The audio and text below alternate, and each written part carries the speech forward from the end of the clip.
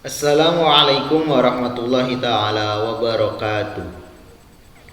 Kembali lagi dengan saya Tantowi Tabtazani dengan NIM 2106130 kelas Informatika E Institut Teknologi Garut.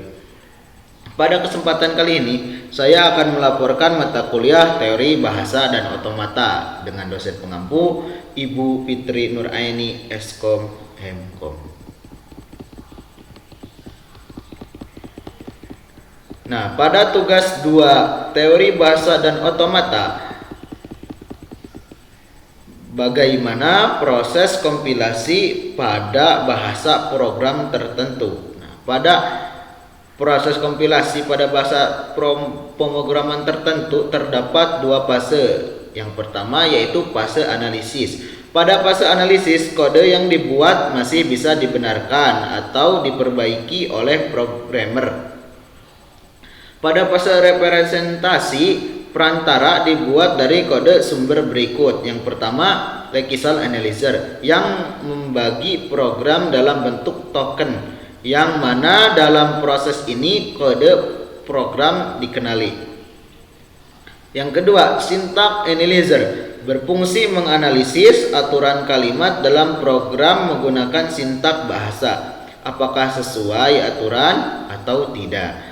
Yang ketiga yaitu semantic analyzer bertugas memeriksa semantik statis dari setiap konstruksi. Sederhananya, pada proses ini diperiksa makna suatu nilai apakah sesuai atau tidak. Yang keempat, intermediate kode generator, yaitu generator menghasilkan kode abstrak. Fase yang kedua yaitu fase sintesis.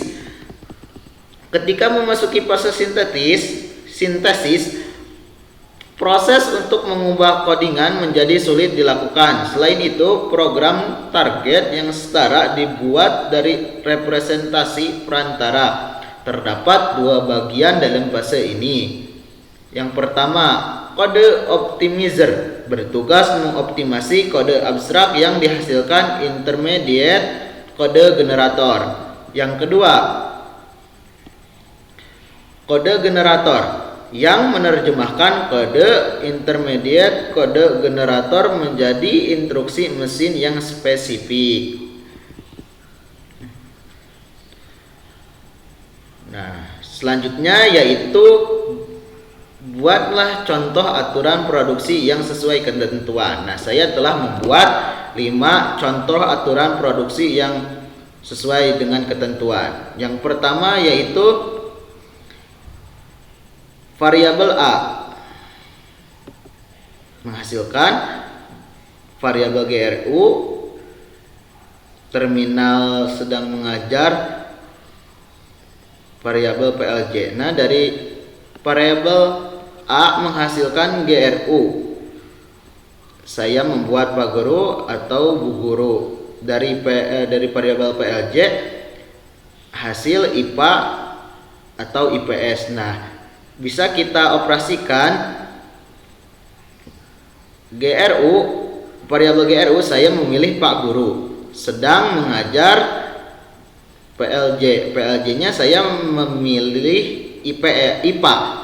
Jadi Pak Guru sedang mengajar IPA. Untuk selanjutnya yaitu variabel R. Terminal badan Anda variabel TGB, Anda variabel hasil terminal lolos akademi polisi. Nah, dari R menghasilkan TGB dan hasil. Dari TGB-nya hasil di bawah 160 cm atau di atas 160 cm. Dari hasil dapat atau tidak dapat. Jadi bisa dioperasikan misalkan tinggi badan Anda saya memilih di atas 160. Dari variabel hasil saya memilih dapat. Jadi tinggi badan Anda di atas 160 dapat. Nah, ke sini langsung ke variabel ke terminal lolos akademi. Dapat lolos akademi polisi. Nah, untuk selanjutnya yaitu variabel T. Menghasilkan variabel MHS, variabel hasil terminal dalam matkul, variabel matkul. Nah, dari variabel MHS saya membuat Cecep, nama Cecep dan Paton. Dari hasil saya membuat lulus atau tidak lulus. Bisa kita operasikan. Nah, Cecep tidak lulus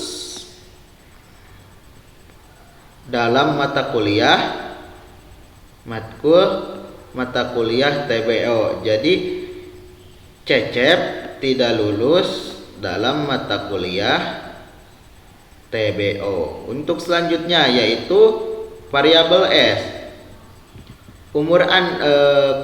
Terminal umur Anda variabel umur, maka Anda variabel hasil terminal membuat KTP. Umur belum 17 atau sudah 17. Dari variabel hasil dapat atau tidak dapat. Bisa kita operasikan bahwa umur Anda saya mengambil belum 17.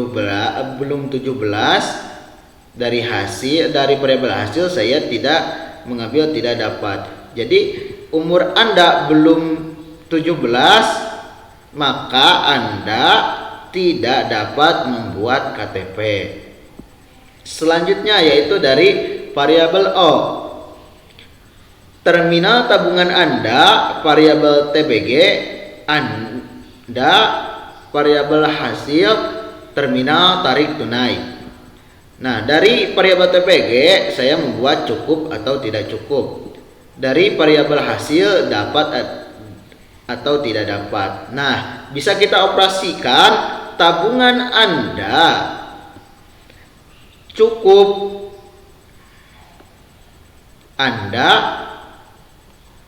dapat tarik tunai. Jadi tabungan Anda cukup, Anda dapat tarik tunai. Mungkin dicukupkan sekian dari saya. Mohon maaf banyak kekeliruan dan kesalahan daripada penjelasannya. Sekian, wallahul muwaffiq ila aqwamit thoriq. Wassalamualaikum warahmatullahi taala wabarakatuh.